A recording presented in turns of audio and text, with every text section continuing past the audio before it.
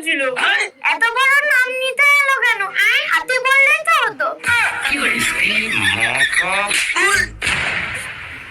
এই চোরটা, মানে এই চোরটা যদি তুমি ওকে মারতে, তাহলে এই কথাটা তোমাকে বলার ও সুযোগ পেত না। চলো, আর ও কিভাবে তোমাকে এই কথাটা বললো না, ওকে মজা দেখ। চল।